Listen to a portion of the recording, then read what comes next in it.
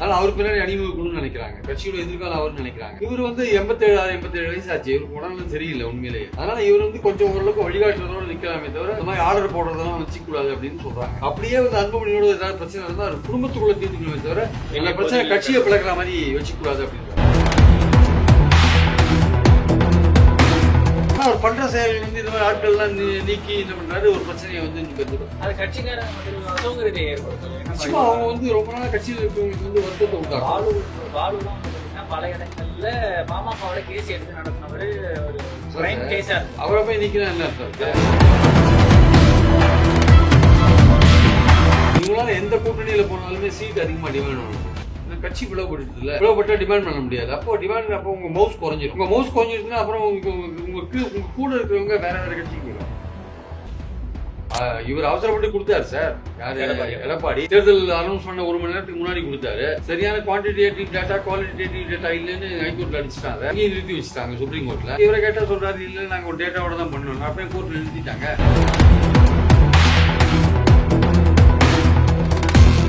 Sir மொத்தம் 77 தொகுதி இருக்கு சார் மத்திய வட மாவட்டங்கள்ல. அதுல 14 தொகுதிகள்ல அதிமுக ஜெயிச்சுது சார். ஆனா ஒரு தொகுதியில தான் சார் பாமக ஜெயிச்சு. அப்ப என்ன அர்த்தம்? பாமக ஓட்டெல்லாம் அதிமுகவுக்கு போயிருக்கு. என்ன கரெக்டா 10.5 கொடுத்தான்னு போட்டுருக்காங்க. ஆனா அதிமுக ஓட்டு பாமக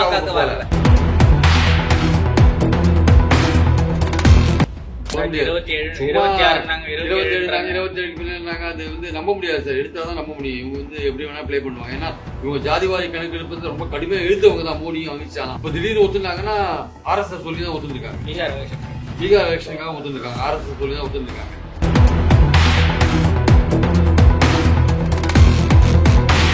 இருக்கு. அதனால அங்க போனாலும் போயிடுவாங்க, சொல்ல முடியாது. ரொம்ப டாக்டர் ராமதாஸ் அவர்கள் கொஞ்சம் யோசிக்க வேண்டிய அவசியம் இருக்கு. இனிமேலும் இது மாதிரி ஃபைட்டை கண்டினியூ பண்ணியிருந்தாருன்னா அவர் பேசுறது மாறி மாறி பேசுறாரு. ஒவ்வொரு வாட்டி ஒரு மாதிரி பேசுறாரு. ஏதோ தீர்வு வந்த மாதிரி ஒரு சமயம் பேசுறாரு. தீர்வை நெருங்கிட்ட மாதிரி ஒரு சமயம் பேசுறாரு. எல்லாம் நல்லா தான் இருக்குன்ற மாதிரி ஒரு சமயம் பேசுறாரு. திடீர்னு பார்த்தா பிரச்சனையை உண்டாக்குற மாதிரி நடந்துக்கிறாரு.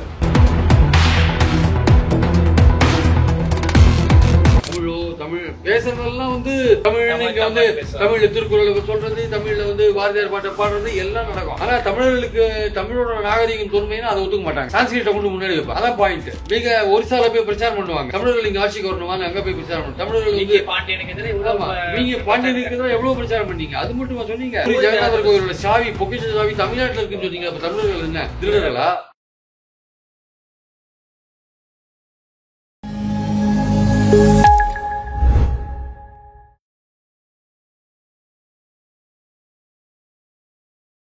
ராதாஸ் நேயர்களுக்கு வணக்கம். அரசியல் பல பரபரப்பான கட்டங்களை நோக்கி நகர்ந்து கொண்டு இருக்கிறது. அது குறித்து விவாதிக்க மூத்த பத்திரிகையாளர் திரு பிரியன் அவர்கள் நம்ம இணைந்திருக்கார். வணக்கம் சார். வணக்கம் சார். பாமகல இப்போ மிகப்பெரிய ஒரு மோதல் நடந்துகிட்டு இருக்கு. குறிப்பா பாத்தீங்கன்னா பாலு உட்பட முக்கியமான 20 பேர் பாத்தீங்கன்னா ராமதாஸ் அவர்கள் கட்சியை விட்டு நீக்கியிருக்காரு. முதல் கேள்வி, கட்சியை விட்டு நீக்கிறதுக்கான அதிகாரம் ராமதாஸ் கிட்ட இருக்கான்ற ஒரு கேள்வி. அதுக்கடுத்து நீக்கப்படுறதுனா தேவை என்ன ஏற்படுதுன்னு ஒரு கேள்வி இருக்கு. ராமதாஸ்க்கு கட்சியை விட்டு நீக்கிறதுக்கான அதிகாரம் கிடையாது. அந்த விதி எண் 13 அவர் ஜனரல் கவுன்சில் கூட்டத்துக்கு நிறுவனர் வரலாம், ஆலோசனை சொல்லலாம் தான் இருக்கே தவிர அவருக்கு அதிகாரம் கிடையாது.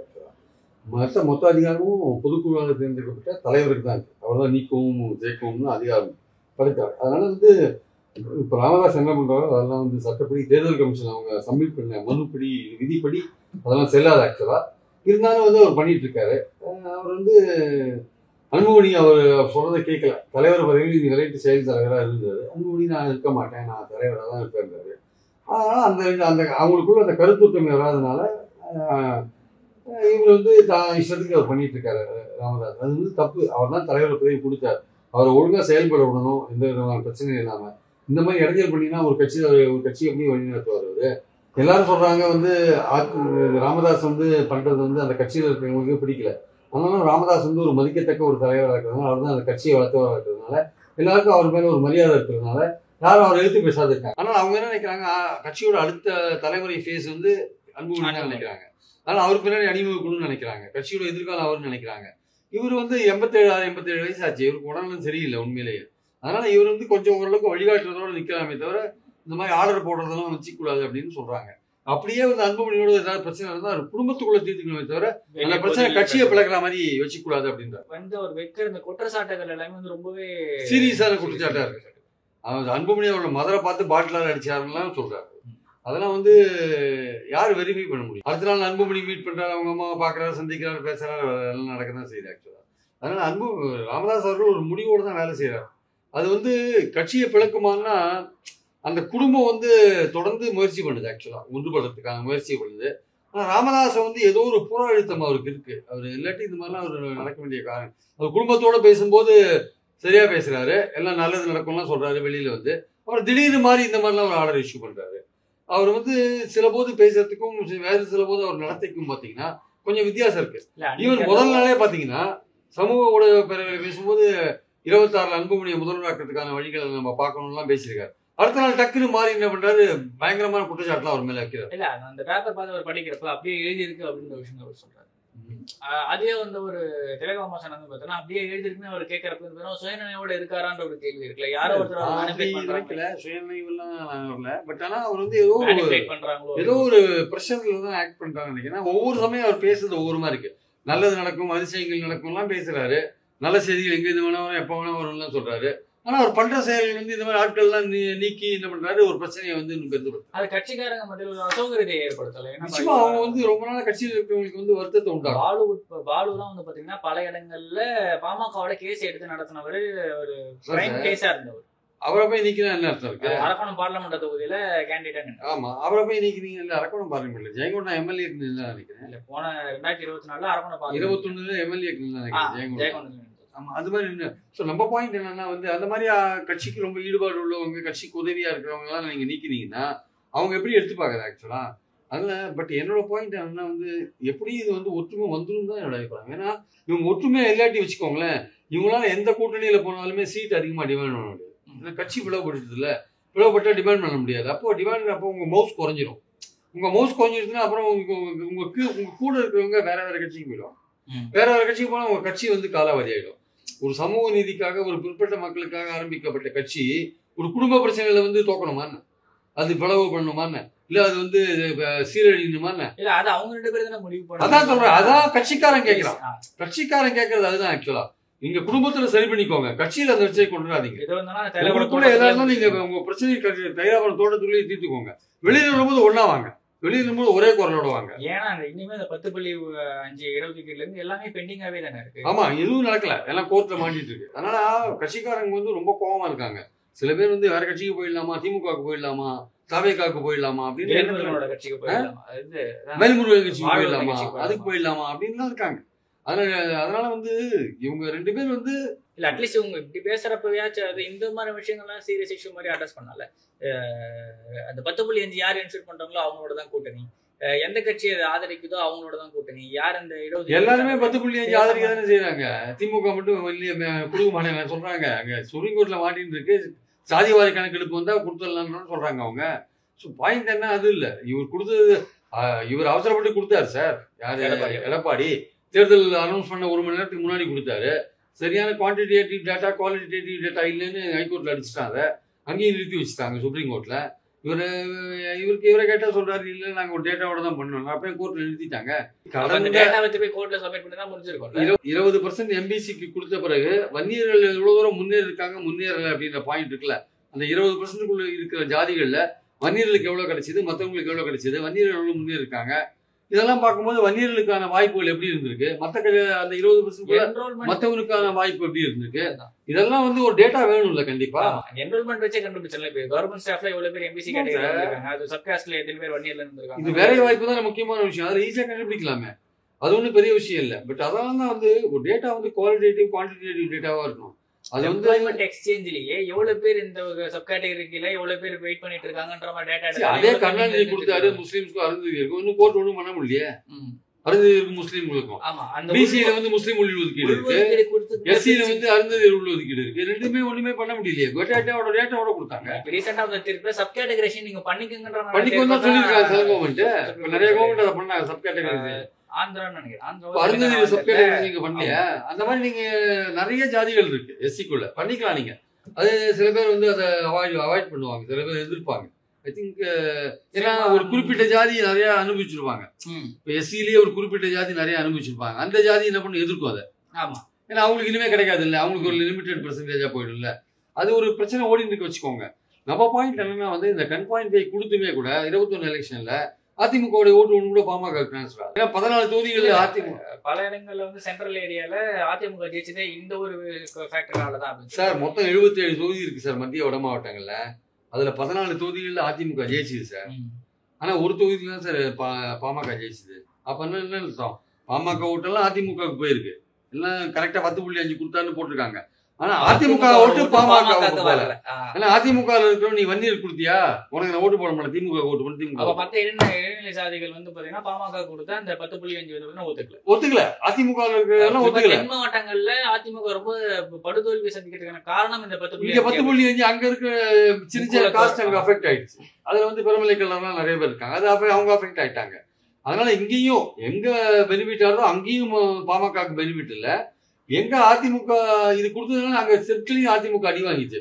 ஸோ இது ஃபெயிலியர் ஆக்சுவலா. 10.5 ஆக்சுவலா வன்னியர்களுக்கு கொடுக்க வேண்டியது யாருக்கும் கருத்து வேறுபாடு கிடையாது. பாயிண்ட் என்னன்னா சரியா கொடுக்கல, முறைப்படி கொடுக்கல, அவசரத்துல அழித்து கோலம் மாதிரி கொடுத்துட்டாங்க.